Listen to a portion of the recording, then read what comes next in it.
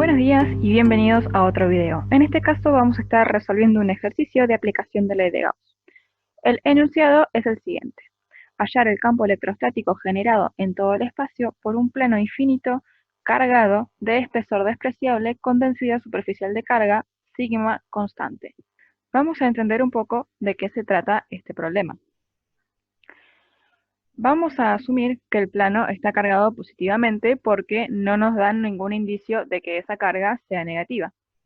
Por ende, las líneas de campo van a diverger de este plano hacia ambas direcciones, x positiva y x negativa. La densidad superficial de carga es constante. Esto lo que quiere decir es que cuando nos movemos a través de la superficie del plano, la cantidad de carga por unidad de área es siempre la misma. Además, nos están hablando de un caso hipotético de un plano infinito. ¿Pero qué es lo que quiere decir esto? Bueno, básicamente que el alto y el ancho del plano son mucho más grandes que la distancia a la cual vamos a estar evaluando el campo. Esto nos permite despreciar efectos de borde y suponer que el campo es uniforme, como vemos en este dibujo. Pero cuidado, esto lo que va a hacer es limitar el rango de validez de nuestro resultado. Nuestro resultado va a ser válido siempre y cuando se cumplan las hipótesis. En este caso, que estamos calculando el campo en una zona muy cercana al plano. Por ende, si nosotros aplicamos la función que obtengamos como resultado para calcular el campo electrostático en un punto que esté a una distancia del plano mucho menor que sus dimensiones, la aproximación va a ser válida y el resultado que vamos a obtener va a reflejar lo que sucede en la realidad. Pero si nosotros utilizamos la función que obtengamos para calcular el campo en un punto muy alejado del plano, la aproximación no es válida y por lo tanto el resultado que obtengamos no va a ser representativo de la realidad. Vamos a pasar ahora a la resolución del problema. Como dijimos, vamos a aplicar la ley de Gauss. Por lo tanto, lo primero que tenemos que hacer es observar la simetría. En este caso, la simetría es plana y estamos suponiendo que el campo es uniforme y apunta de un lado del plano en la dirección x positiva y del otro lado del plano en la dirección x negativa.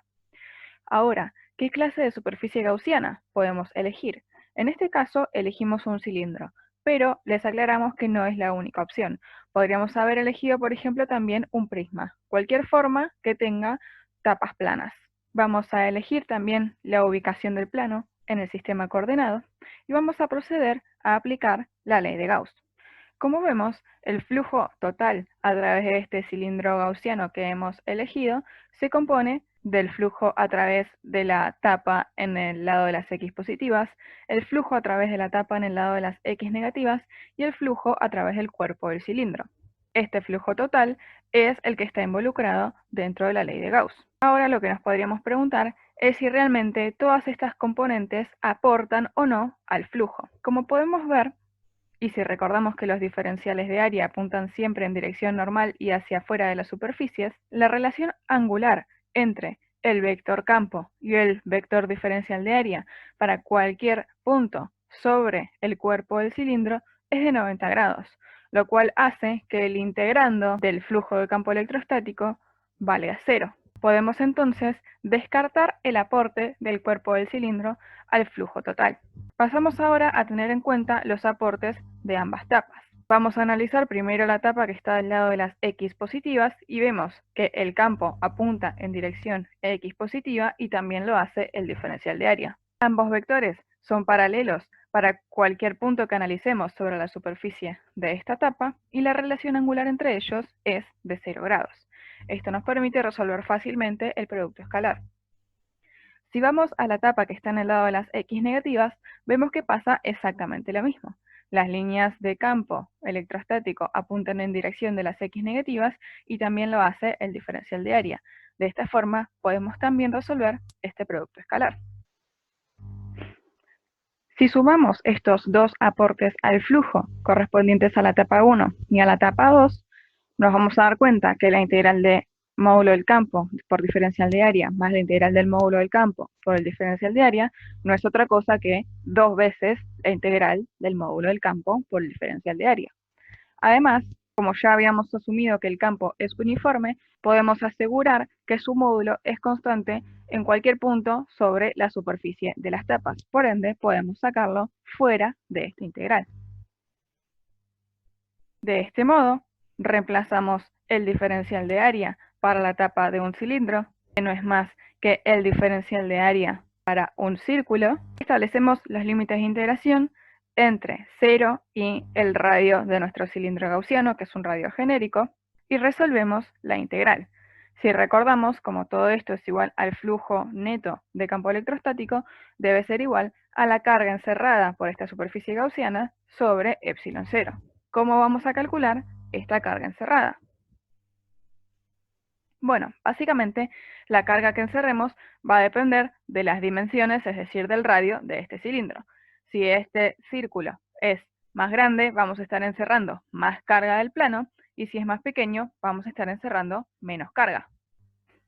Entonces, lo que hay que hacer es integrar la densidad superficial de carga para obtener la carga encerrada, porque si recordamos, la densidad superficial de carga es igual al diferencial de Q sobre el diferencial de área. El diferencial de área es el mismo que calculamos anteriormente y podemos fácilmente reemplazarlo. Si antes nuestros límites eran desde 0 hasta el área, ahora van a ser de 0 hasta el radio, que es la variable dentro del diferencial de área. Sabemos también que la densidad superficial de carga es constante y por ende puede salir fuera del integral. Una vez que resolvemos esta integral, llegamos a esta expresión que está acá y podemos pasar a reemplazarla en la expresión que obtuvimos en la filmina anterior. Reemplazando la carga encerrada por el resultado que acabamos de obtener, llegamos a esta expresión en la cual podemos realizar algunas simplificaciones.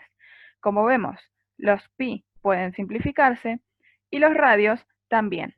Esto nos lleva al siguiente resultado, en el cual nos independizamos totalmente de las dimensiones de nuestro cilindro gaussiano. Acá logramos hallar el módulo del campo electrostático generado por este plano infinito cargado. Ahora que tenemos el módulo del campo, lo que nos queda por hacer es definir la función a trozos y agregar la información direccional. Sabemos cuánto vale el módulo del campo, pero también podemos observar en este esquema que para valores de x mayores a 0, el campo apunta en la dirección x positiva y para valores de x menores a 0, el campo apunta en dirección de las x negativas. Esto lo hacemos de la siguiente forma, con los versores y los signos correspondientes, recordando que para el eje x corresponde el versor y. Este es realmente el resultado de nuestro problema. Ahora lo que vamos a hacer es analizar cuál es el rango de validez de este resultado. Como ven, el resultado que hallamos nos dice lo siguiente: el campo solo tiene componente x, el campo es uniforme y la magnitud del campo no decrece con la distancia, porque acá no hay metida ninguna variable que haga que la magnitud de este campo cambie con la distancia en el eje x.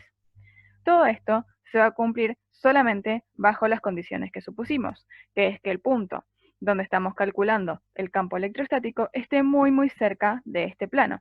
Esa distancia al punto debe ser mucho más pequeña que las dimensiones del plano mismo.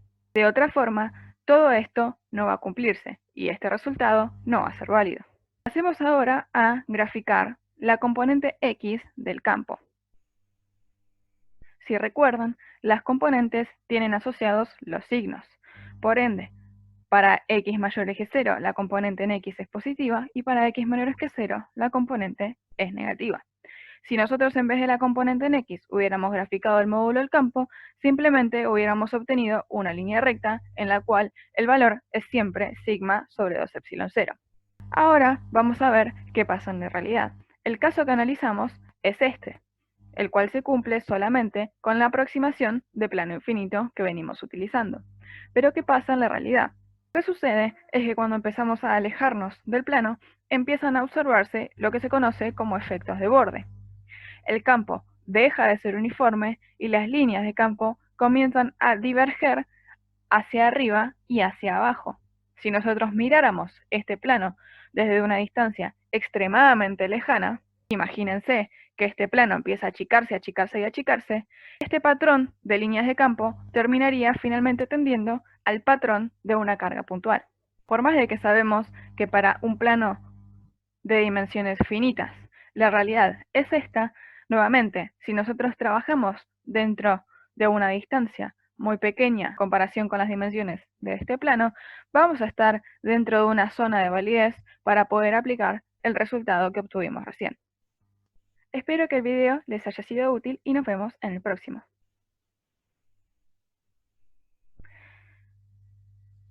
Los invitamos a ver este video de aplicación en el cual calculamos la capacidad de un capacitor de placas planas paralelas en base a los resultados que acabamos de obtener.